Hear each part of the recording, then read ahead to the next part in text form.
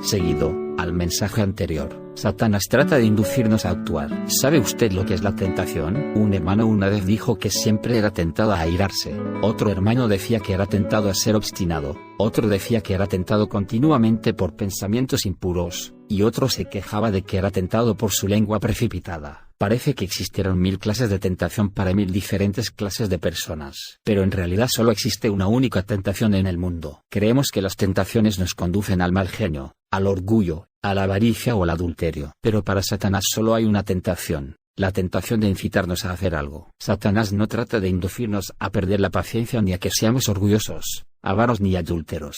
Él nos tienta a que nos movamos. Si Él logra movernos, prevalecerá sobre nosotros. No importa cómo nos movamos. Si Él logra iniciar en nosotros algún movimiento, ya hemos fracasado. En el momento en que nos movamos, Él podrá ganar la victoria sobre nuestra oración y sobre nuestra lectura de la palabra. Quisiera poder decirles esto con lágrimas en mis ojos. No debemos movernos. Tan pronto como nos movamos, seremos derrotados. Podemos luchar contra Satanás y podemos pelear contra él y resistirlo, pero en el momento en que nos movamos, él habrá obtenido total victoria. Debemos entender que la clave de nuestra victoria es permanecer firmes, no tomar el control. Una vez que tratemos de manejar la situación, fracasaremos. Hermanos, esto es lo más asombroso. Dios desea hacernos a un lado para permitir que su Hijo venza por nosotros. Gálatas 5:17 dice, porque el deseo de la carne es contra el espíritu, y el del espíritu es contra la carne, y estos se oponen entre sí, para que no hagáis lo que quisierais. Este versículo no dice que nosotros nos oponemos a nuestros deseos ni que nuestros deseos se oponen a nosotros, sino que el deseo de la carne es contra el espíritu, y el del espíritu es contra la carne. Nosotros no desempeñamos aquí ningún papel. Estos dos partidos se oponen el uno al otro. ¿Qué significa esto? Un hermano se lamentaba una vez porque sus únicos deseos eran el pecado y la impureza. No podía evitarlo. Pero en realidad es la carne la que lucha contra el espíritu, y el espíritu el que se opone a la carne. Nosotros no tenemos parte en esta batalla. Es así como Dios nos libra. Si nos hacemos a un lado y dejamos que el espíritu luche contra nuestros deseos, y los deseos contra el espíritu, experimentaremos liberación. Cuando fui salvo, escuché la historia de una jovencita que conocía bien el significado de la victoria. Durante la convención de Keswick, un hombre le preguntó cómo vencía cuando el diablo venía a ella. Ella respondió, antes, cuando el diablo tocaba a mi puerta, le decía, no entres, no entres. Pero todo esto terminaba en derrota. Ahora cuando el diablo toca a mi puerta,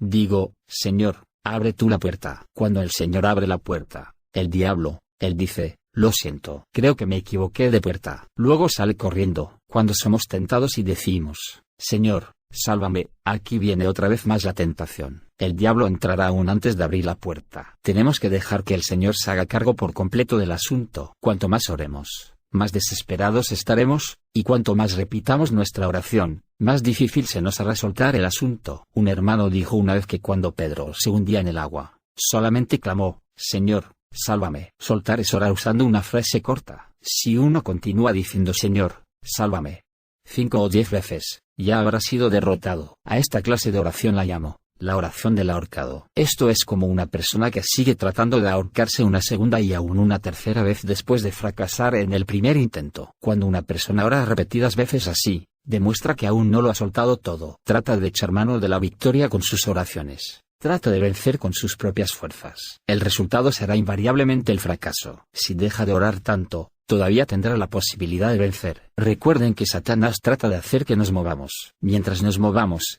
inclusive en nuestra oración, él obtendrá lo que quiere. Suponga que usted pierde la paciencia cada vez que lo provocan. ¿Qué haría hoy? ¿Qué haría si alguien continuara provocándolo con sus palabras y la provocación se volviera cada vez peor? Señor, no tomaré el control de este asunto. Mi mal genio ya no es responsabilidad mía. La victoria es su responsabilidad. No puedo controlar mi mal genio. Señor, tú debes hacerte cargo de esto. Si usted puede decir esto, en verdad habrá soltado el asunto. El Señor tomará el control, y usted manifestará la paciencia de Él. Podrá darle gracias y alabarlo, diciendo, Señor, ya no quiero responsabilizarme de esto. Pero si piensa que no puede soportar más la provocación, y ora, Señor, líbrame porque estoy a punto de perder la paciencia. 15 minutos le parecerán 15 horas. Aunque tal vez no se llegue a enojar exteriormente, estará ardiendo por dentro. Esto no es victoria. Satanás no necesita que usted pierda la paciencia de modo exagerado. Todo lo que tiene que hacer es moverse un poco, y él obtendrá la victoria. Vencer significa no moverse. Vencer es no hacer caso de la situación y darle la espalda. Si no se mueve,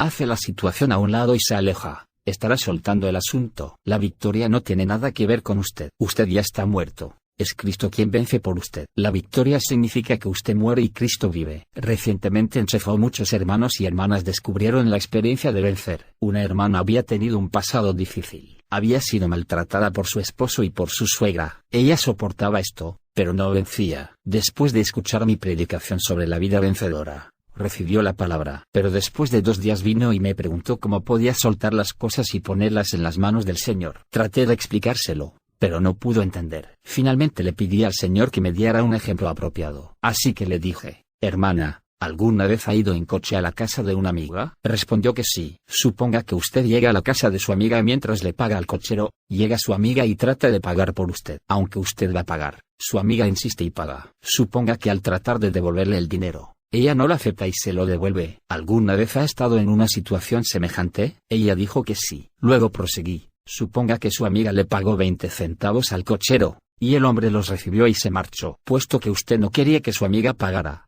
le puso el dinero en la mano. Pero al salir usted, ella vuelve a poner el dinero en la palma de su mano. Después de repetirse varias veces esta escena de tomar y recibir, decide dejar el dinero en el suelo y se despide de su amiga. Pero después, se queda pensando si su amiga habrá tomado el dinero, piensa qué sucedería si no lo toma y que tal vez en lugar de ella, otra persona de la calle lo haya tomado. Finalmente se queda pensando que el cochero o un niño lo podría tomar. Por lo tanto usted mira hacia atrás para ver si su amiga lo tomó. Al ver que su amiga no lo ha tomado aún, da la espalda de nuevo, pero sigue mirando con disimulo. Mientras usted siga mirando disimuladamente, su amiga nunca tomará el dinero. Pero si usted abandona el dinero en el suelo y le dice: ahí queda el dinero, tómalo, y sale corriendo sin mirar hacia atrás, probablemente su amiga lo tomará. Después de darle este ejemplo, ella entendió y pudo experimentar la vida vencedora. Esta es la manera en que muchas personas le entregan sus asuntos al Señor. Por un lado, dicen haber entregado todo a Dios, pero por otro, están intranquilos en su corazón, siguen mirando atrás. Mientras usted tome el control, Él no lo tomará,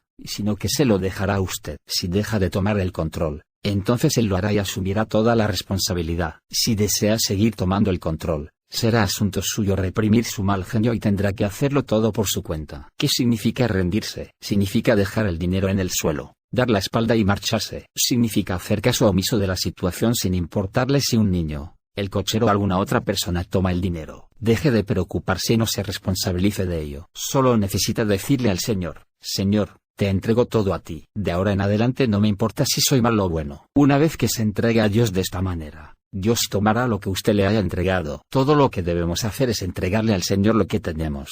Primero tenemos que abandonar las cosas para que Dios recoja lo que ya abandonamos. Sin embargo, siempre esperamos que Dios recoja antes de que nosotros soltemos el asunto. Pero Dios desea que nosotros soltemos el asunto antes de recogerlo Él. Yo le dije al hermano que mencioné antes, que si su jefe decidiera despedirlo el primer día del siguiente mes, y que si un nuevo gerente fuese contratado, tendría que entregarle todo a él. Durante este periodo de transición, él asumiría solamente la mitad de la responsabilidad y la otra persona, la otra mitad. Durante esa transición, tanto el antiguo como el nuevo gerente se encuentran presentes a la vez. Pero en el caso de Dios, o Él toma todo o no toma nada. Él nunca tomará la mitad, dejando la otra mitad a nuestro cargo. Nosotros tenemos que renunciar el día 31, y Dios asumirá el cargo en el día primero. Si tratamos de renunciar gradualmente, Dios nunca tomará el control. Uno de nuestros mayores pecados es tener un corazón incrédulo. Tratamos de controlarnos y reprimirnos todos los días. Somos nosotros los que nos controlamos y nos reprimimos. Nos preocupa qué sucedería si no nos reprimiéramos o si dejáramos de tomar el control. Al predicarle el Evangelio a un incrédulo, le decimos que ya no tiene que preocuparse de nada, porque Cristo murió por él, y que solo necesita creer, y recibirlo todo. De la misma forma, fuimos crucificados con Cristo, y Él ahora vive en nosotros. Damos gracias a Dios y lo alabamos porque Cristo es nuestra cabeza y nosotros somos sus miembros. Cristo es la vid y nosotros sus pámpanos. Él es nuestra vida y nuestro todo. Una vez que seamos quitados de en medio, una vez nos rindamos, y renunciemos y nos hagamos a un lado, Cristo comenzará a tomar el control. Si un incrédulo trata de ponerse fin a sí mismo, el diablo vendrá a morar en él. Dice: volveré a mi casa de donde salí, y cuando llega, la halla desocupada, barrida y adornada. Entonces va, y toma a otros 7 espíritus peores que él, y entrados, moran ahí. Mateo 12:44 y 45. Para los creyentes es como el caso de 2 familias bajo un mismo techo. Cuando una de ellas se mude, la otra seguirá y si un hombre no es salvo, no será victorioso aunque desista de todas sus obras. Pero si es salvo, el Señor le concederá plena victoria tan pronto cese de sus obras.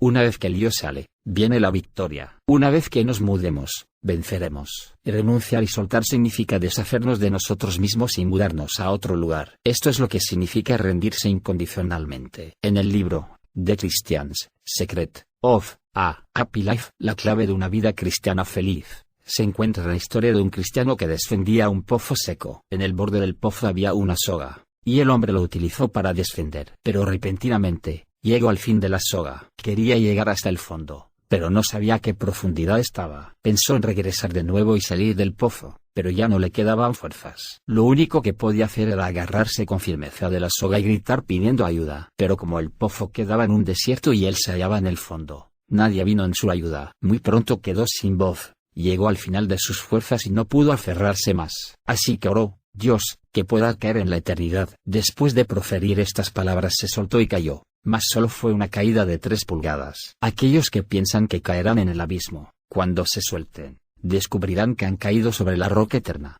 y no en la eternidad. Hermanos y hermanas, suéltense, suéltense. La primera condición para experimentar la vida vencedora es soltarse. De ahora en adelante no necesitamos seguir tomando las riendas. Esto quiere decir que a partir de hoy usted vencerá. Renunciar trae la victoria. Recientemente enchefó a una hermana oyó que había 2 condiciones para experimentar una vida vencedora: rendirse y creer. Yo le pregunté si ella había vencido. Ella tenía la costumbre de ir a orar siempre a la montaña, y respondió: subí hoy a la montaña y cavé otra tumba para mí y enterré otra cosa. Le pregunté por algunas cosas y respondió en todos los casos de la misma forma. Sabía que ya había eliminado muchos pecados difíciles, pero aún no estaba satisfecha. Oré por ella, pero esto no tuvo mucho efecto en ella. Un día pedí a Dios que me diera palabras para ayudarla a vencer. Llegó la ocasión un día en que ella tocaba un himno. Le pregunté cómo estaba, y de inmediato rompió a llorar. Me dijo que había vencido muchos pecados, pero que no podía vencer el pequeño pecado de comer a deshora constantemente. Para otros esto podría ser de poca importancia, pero para ella era simplemente un pecado. Cuando dijo esto, me reí y le dije: esto es maravilloso. No puede haber nada mejor. Ella dijo: usted dijo que la condición para recibir la vida vencedora es primeramente rendirse y que la segunda condición es creer. Pues no puedo rendirme, ni tampoco puedo creer. Así que le dije: ¿por qué entonces no desiste de tratar de rendirte y de creer? Ella respondió: pero, ¿no dijo usted que la primera condición es rendirse y después creer? No puedo rendirme ni creer. ¿Qué debo hacer? Le dije: simplemente no siga rindiéndose y creyendo. ¿Qué significa rendirse? Rendirse es soltar las cosas. Soltar las cosas no es un trabajo, pero usted lo ha convertido en un trabajo. Creer tampoco es un trabajo, pero usted ha hecho que se convierta en un trabajo. Si no puede rendirse ni creer, simplemente quédese como está. No hay necesidad de que trate de enmendarse ni tampoco es necesario que suelte. Es cierto que la condición para vencer es rendirse y creer, pero usted ha hecho de rendirse y creer una fórmula para alcanzar victoria. Esto no funcionará. Simplemente suelte todo por completo. No es necesario que haga nada. Ni siquiera es necesario que usted suelte o crea. Si puede pronunciar una alabanza, entonces hágalo. Y si no puede, no hay necesidad de que lo intente. Si puede venir delante del Señor, entonces hágalo. Venga delante de Él.